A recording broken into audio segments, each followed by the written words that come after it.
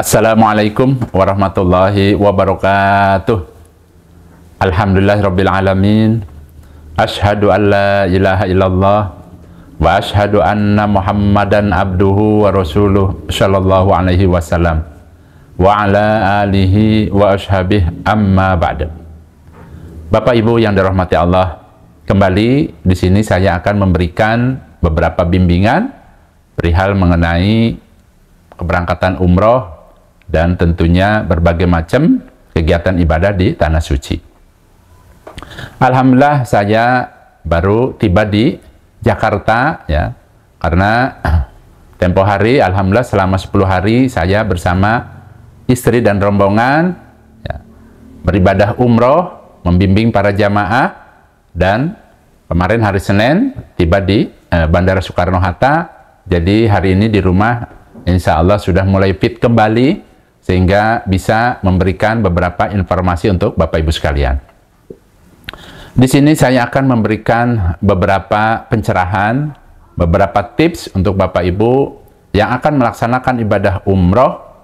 Ya, karena hari ini, ya tadi pagi itu ada beberapa pertanyaan yang berkaitan dengan pelaksanaan ibadah umroh dan juga hal-hal yang berkaitan. Pertanyaannya seperti ini, Abah, saya ingin mencium Hajar Aswad, kira-kira waktu longgarnya kapan, kemudian caranya bagaimana. Kemudian yang kedua, saya juga ingin masuk ke Hijr Ismail. Ini laki-laki yang bertanyanya, itu bagaimana caranya, kemudian waktunya kapan. Selanjutnya juga ada yang bertanya ingin berdoa di Multazam. Kemudian ada yang bertanya, yaitu apakah pada saat seseorang itu umroh dan dia pernah umroh di tahun yang sama, jadi dia misalnya umroh di tahun 2024, kemudian akan umroh lagi 6 bulan kemudian umpama di tahun yang sama itu, apakah bisa masuk kembali ke Raudhah? Nah, untuk itu di sini Abah akan menjelaskan. Ya, yang pertama pertanyaan tadi, ya, bila bapak-bapak, karena ini pertanyaannya dari bapak-bapak dulu ya, bila bapak-bapak ingin mempersungguh ibadah di Tanah Suci, khususnya di kota Mekah, Abah menyarankan pada saat berada di rumah itu sudah niat hatinya bahwa nanti pada saat selesai umroh saya akan menuju misalnya mencium Hajar Aswad, ingin masuk ke Hijr Ismail, ingin berdoa di Multazam. Itu supaya ditanamkan di dalam hati bapak-bapaknya ini. Ya, Bapak Ibu juga, hanya saja nanti ini yang saya jelaskan untuk bapak-bapaknya terlebih dahulu. Kenapa harus diniatkan dan ditanamkan di dalam diri Bapak Ibu pada saat masih di tanah air atau di rumah? Nah, itu dapat menyebabkan seseorang itu mempersungguh ibadah di Tanah Sucinya, mempersungguh niat yang memang sudah ada niatan di dalam dirinya ingin mencium Hajar Aswad atau masuk ke Hijr Ismail. Beda dengan orang yang hanya ikut-ikutan saja, tidak disertai dengan niat yang kuat di dalam dirinya pada saat sebelum berangkat. Itu sangat beda. Dan insya Allah, ya, Abah perhatikan itu, tingkat keberhasilan dari orang yang memang sudah ada niatan dari rumahnya, ingin mencium Hajar Aswad, ingin berdoa di Multazam, ingin masuk ke Hijr Ismail, itu tingkat keberhasilannya jauh lebih tinggi. Nah, untuk itu, tips dari Abah itu adalah, silahkan Bapak Ibu niatkan di dalam hatinya bahwa selain saya akan melaksanakan ibadah umroh, saya juga akan menuju ke tempat-tempat yang mustajab, ingin berdoa di tempat yang mustajab, ingin mencium Hajar Aswad, ingin berdoa di Multazam, ingin masuk ke Hijr Ismail. Itu seperti itu, niatkan. Dan setelah niat yang kuat di dalam hatinya, silahkan perbanyak doa kepada Allah. Minta kepada Allah, bangun tengah malam, ya Allah, saya ingin mencium Hajar Aswad, mudahkan, lancarkan nanti pada saat di Tanah Suci. Ya Allah, saya ingin masuk ke Hijr Ismail, berikanlah waktunya yang longgar, yang mudah ya Allah. Bangun malam, sholat hajat, sholat tahajud, minta kepada Allah. Ya, karena apa? Pada saat Bapak Ibu bangun malam, berdoa di sepertiga malam yang akhir, kalau di Jakarta ini sepertiga malam yang akhir ya sekitar jam 2:30 malam sampai jam 4 insya Allah. Sampai jam 4-an itu masih waktu sepertiga malam yang akhir. Silahkan berdoa, itu mustajab doanya Bapak Ibu. Ya, supaya diniatkan dan juga mintalah kepada Allah sebelum berangkat agar bisa tadi cium hajar aswad dan lain sebagainya. Itu yang pertama. Kemudian yang kedua. Yang kedua, nanti pada saat Bapak Ibu di tanah sucinya, jangan tergoda dengan hal-hal di luar niatnya awal. Karena biasanya godaannya banyak. Yang pertama, bisa saja seseorang itu digoda karena capek, lelah, sakit. Karena kan perjalanan begitu jauh. Ya. Berarti kalau umpamanya hanya batuk-batuk sedikit, ya pusing-pusing sedikit, silahkan diniatkan minum obat. Ya, niatkan dalam hatinya bahwa saya minum obat ini, ya Allah minta kesembuhan supaya bisa lancar ibadah saya. Nah, kemudian umpama dicoba lagi, teman-temannya sibuk dengan belanja. Bapak Ibu jangan sampai terpengaruh sebelum keinginan Bapak Ibu terwujud.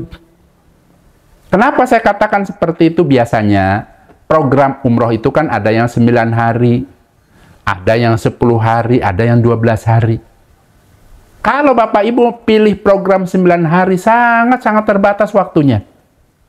Sangat terbatas, kenapa?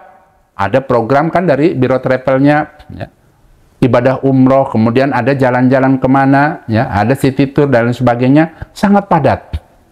Untuk itu, ya, niatkan di dalam diri hatinya sebelum mencapai tujuan itu, jangan sampai terpengaruh dengan hal-hal di luar itu. Tuh ya. Nah kemudian, ya, yang ketiga tipsnya yaitu manfaatkan waktunya. Ya, waktunya itu maksudnya begini. Ya, pada saat Bapak Ibu melaksanakan ibadah umroh, biasanya ya rata-rata travel itu memberikan waktu luang untuk istirahat, waktu bebas setelah selesai umroh. Ini hari ini umpama umroh selesai ini tengah malam, kemudian diberikan kesempatan untuk istirahat, tidak ada acara. Disitulah Bapak Ibu mungkin kan pegel-pegel, capek, lelah. Persiapkan.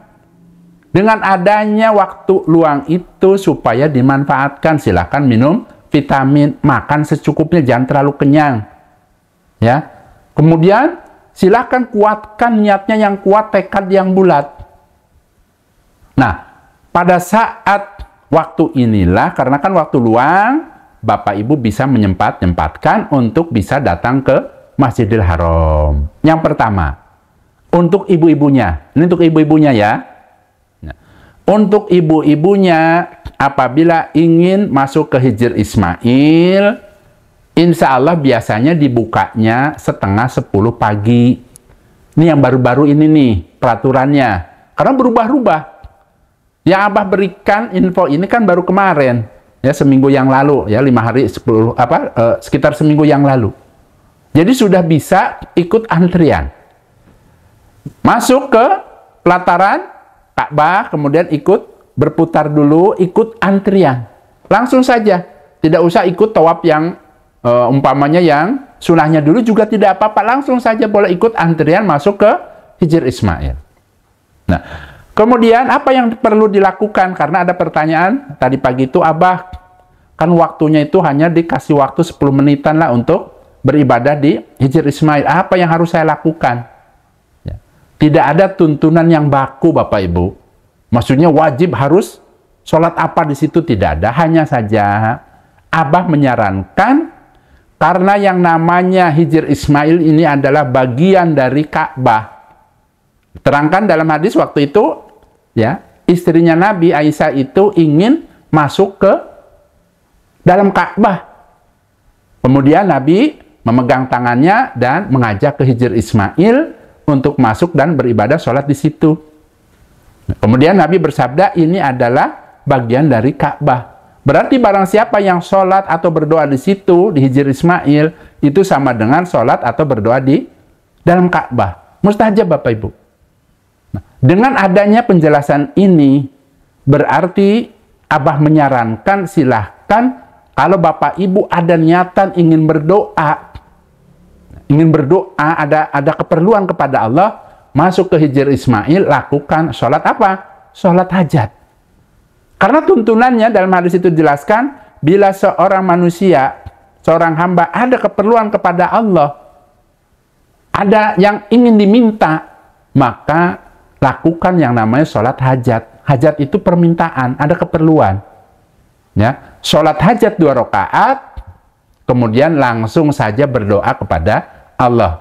Hanya saja di sini Abah mengingatkan, mumpung ada di situ tempat yang mustajab, silahkan yang pertama mintalah pengampunan kepada Allah untuk diri bapak ibu. Ini karena ibu-ibu yang masuk berarti tadi silahkan minta pengampunan kepada Allah untuk dirinya, untuk kedua orang tuanya, untuk suaminya, ya.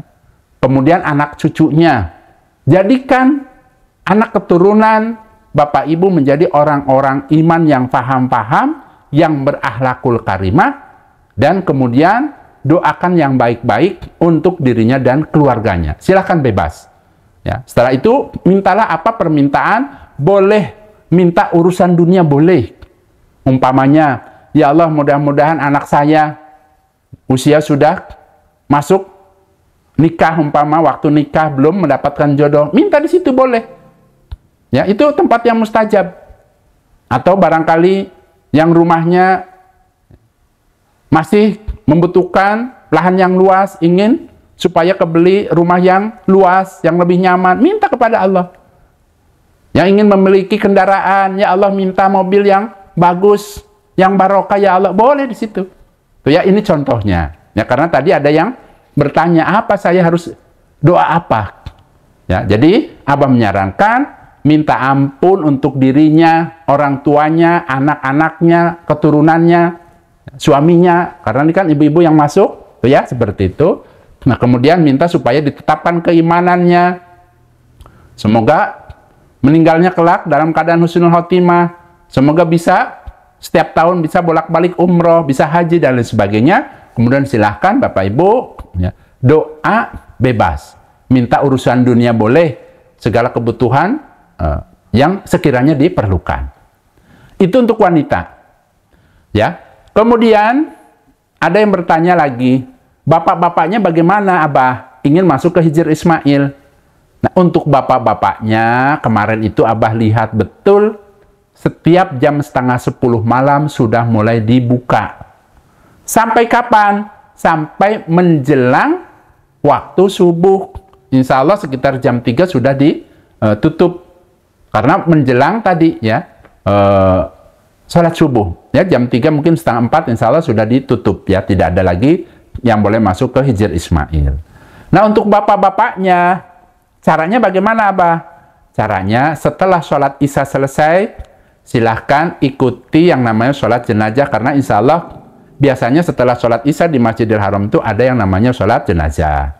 Setelah itu pulang ke hotelnya masing-masing, makan malam, kemudian silahkan persiapkan pakaian ihramnya dipakai.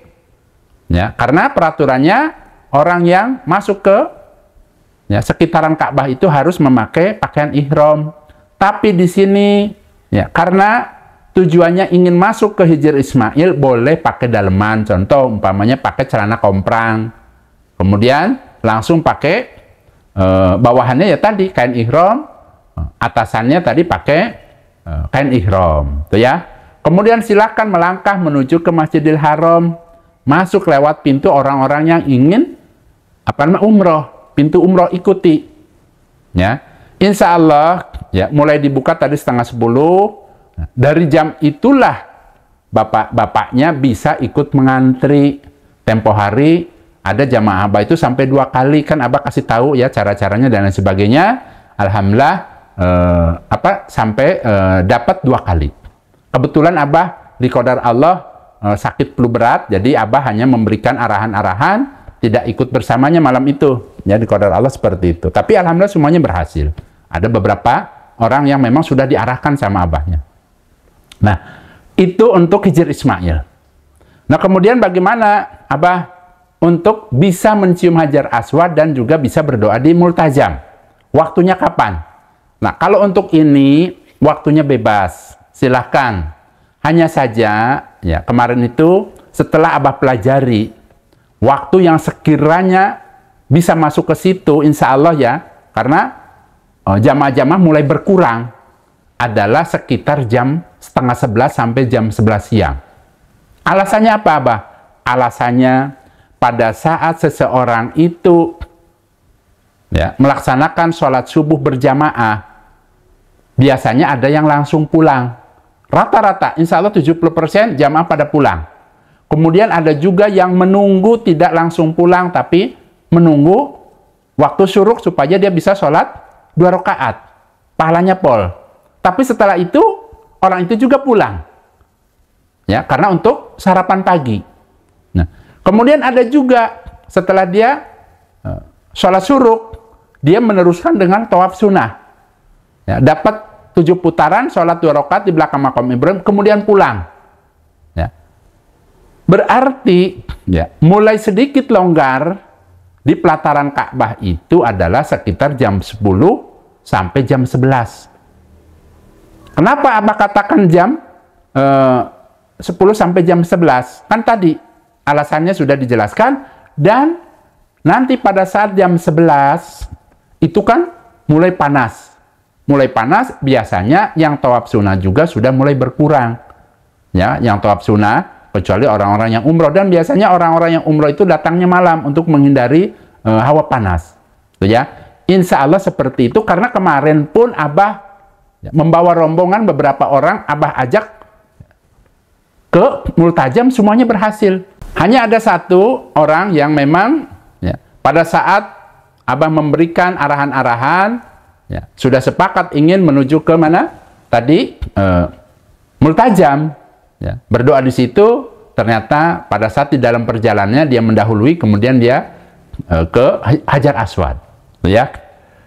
Nah, dalam hal ini ya, yang utama Bapak Ibu, perbanyak doa. Ya. Ini merupakan solusi bagaimana caranya agar keinginan Bapak Ibu barangkali ingin berdoa di Multajam atau mencium Hajar Aswad ini, ya, tingkat kesuksesannya itu lebih tinggi apabila Bapak Ibu tadi niatkan yang kuat di dalam hatinya, perbanyak doa selagi masih ada di tanah air, dan jangan sampai terpengaruh dengan hal-hal sebelum Bapak Ibu bisa terwujud cita-citanya itu seperti itu. Dan yang terakhir, ada pertanyaan, Abah, saya kan ya, kemarin umpama bulan kemarin sudah umroh, 6 bulan kemudian ingin umroh, apakah masih bisa masuk ke Raudhah? Nah, dalam hal ini ya, Abah sudah buktikan, alhamdulillah ya, berkat pertolongan Allah, Abah berdoa kepada Allah, ternyata tadi jamaah-jamaah umroh yang pernah umroh ya, kemudian juga termasuk kan tadi ya, yang membimbingnya juga kan ya, belum lama masuk ke situ, ternyata bisa ya. Perbanyak doa saja ya, mudah-mudahan Bapak Ibu yang pernah umroh di tahun yang sama ya, apakah bisa masuk lagi ke Raudhah? Mudah-mudahan bisa, karena kemarin prakteknya bisa tuh ya. Perbanyak doa saja tuh ya. Nah, saya rasa itu saja Bapak Ibu, oleh-oleh sedikit dari Mekah Madinah, karena informasi di sana segala peraturannya itu terkadang suka berubah-ubah. Mudah-mudahan yang akan melaksanakan ibadah umroh di bulan Februari, insya Allah masih banyak yang akan melaksanakan ibadah umroh di bulan Februari. Semoga Allah memberikan sehat, semoga Allah memberikan banyak kemudahan pertolongan, dan mudah-mudahan bisa mempersungguh ibadahnya. Ya. Kemudian juga jangan lupa, jangan sampai salah niat. Niatkan karena Allah. Ya. Alhamdulillah, jazakumullahu khairan. Mudah-mudahan Allah memberikan kemanfaatan dan keberkahan. Abah pamit Bapak Ibu. Wassalamualaikum warahmatullahi wabarakatuh.